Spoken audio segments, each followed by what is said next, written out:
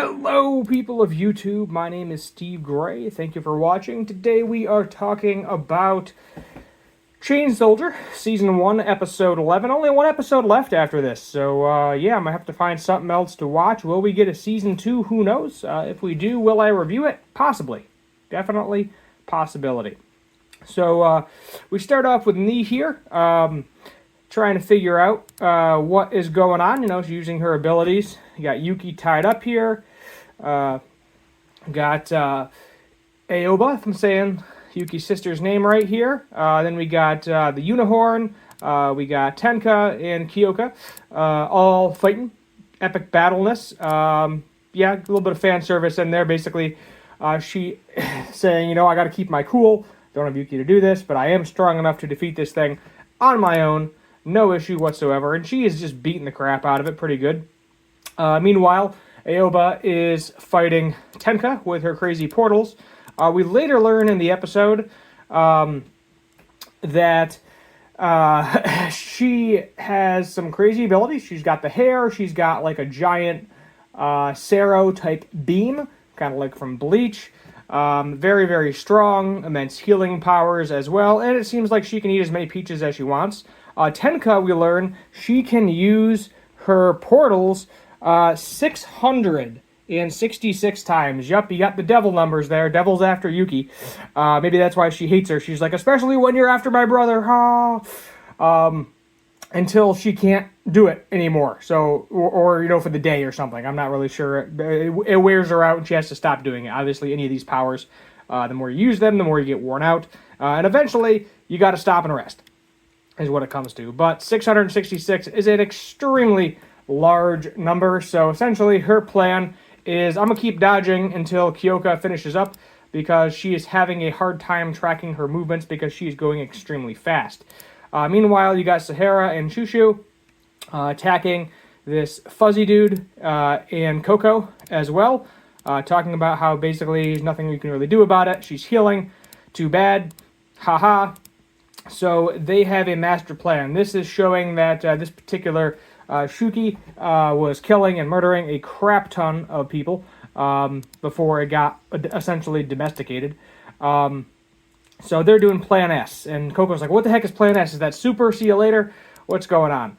So the plan here is, let's see if we go back a little bit, is basically the Ant-Man up Thanos' butt theory, except going in the mouth. So she ends up shrinking down, going in the mouth of the Shuki, expanding, essentially blowing it up.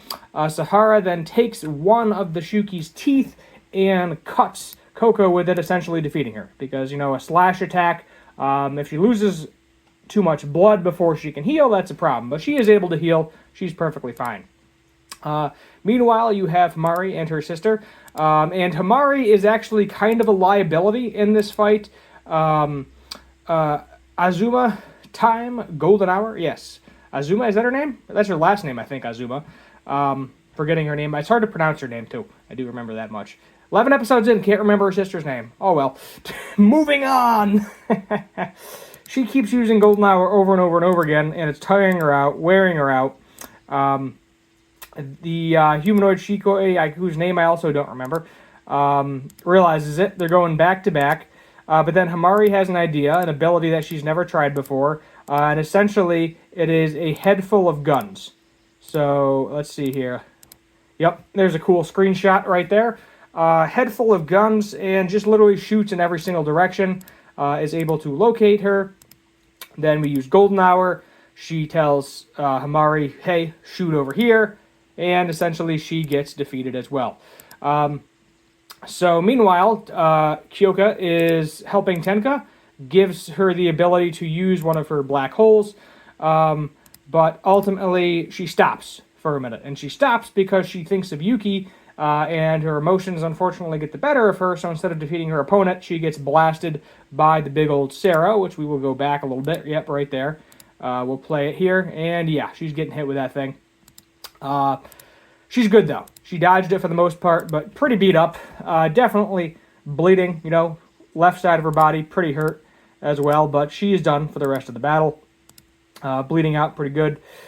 She was like, why didn't you attack? And then she's basically like, hey, you know, it would make him sad. And she was like, oh, she's like, you're a good person, but stay away from my brother. So there's definitely some incest going on here. And then Tenka has her little fantasy play out about them getting married, having a kid, all that fun stuff. They decide to stop attacking. So Coco and girl whose name I can't remember, purple-haired girl that walks through walls, she pops up, and then they're like, hey, you're going to surrender now. You know, clearly we have the upper hand. You know, it's like 5 against 3. Well, I guess technically 5 against 5. But they're a little bit more worn out. Looks like Shushu magically healed her cheek. Who knows? Himari's got a couple of battle marks on her. But then the Master Shuki literally rained down from the heavens. Apparently there's 8 of them. So evidently these are the main baddies. They're not the, Yuki's sister, Aoba, Coco. They are not the main baddies. They just happen to be a circumstance of it. These are the ones that actually control the Shuki. They said, I know she said there are 8 of them as well. They attack 2. We find out that part of Snake Girl's powers is that if her snake hairs bite a Shuki, she has full control over it, no matter what you do to it. At which point she then makes the unicorn attack pretty much everybody as well. Go berserk. Let's see here if we can get the muscle for him. But it basically breaks out of his armor. Hurts Aoba pretty bad.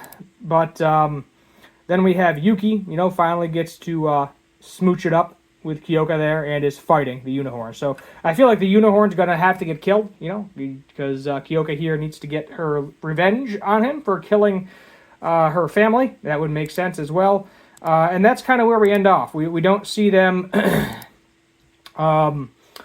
We don't see the 2 gods fighting anybody. They call themselves gods anyway, but essentially the gods of Mato. And there's 8 of them. So, yeah, we know the one got beat up pretty good by Tenka before. We saw that big beefy dude, which I'm assuming is the weakest of them. But get a little bit of a thing here with Ni talking about Eboa. So, strong, flexible, powerful, enough to strangle large Shukis. Let's see, she's got the crazy hair. So scary. It's hard to control the power-up abilities after eating peaches, but she's got a pretty good hang on it. Apparently she's like the only one that can really do it. And this is the last little clip we are going to get of Ni as well. But overall, pretty solid episode. Not really any major complaints. Excellent fighting. Got a little bit of fan service in there. Definitely had you worried about a couple of the characters. Kept you on the edge of your seat. So I think this one deserves a 9. I think this one deserves a solid 9. I don't like cliffhangers, and that's this show, like many anime, love to make you wait for the next episode / next season, which I want that bad boy to get resolved, in one nice little episode. I know it doesn't.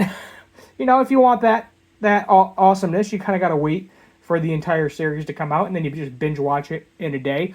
But no, we're watching it weekly, so it is what it is. 9 out of 10. Definitely enjoyed it overall. I think this was the censored version. I'm pretty sure this was the censored version. I was actually having a hard time finding it initially. And I was like, oh, great, I'm going to have to cut out a bunch of clips. But no, this seems to be the censored version, so no big deal. Other than that, thank you for watching. This one is a little bit shorter of a review. Nothing wrong with that. But thank you for watching. Hit that subscribe button, like, share, comment, all that fun stuff. If you want me to review a show, let me know, because I think we have to wait until May or something for My Hero Academia to come out, and I will be reviewing that, I believe, and I'm not sure. I think there's maybe multiple other seasons of things coming out. I'll have to double check like my anime list or something to see what's coming out, but I need something to review. I know there is another season of Harley Quinn too. Season 8 of Rick and Morty at some point is coming out, but we'll figure it out. Until next time, hit that subscribe button, and as always, have a good one.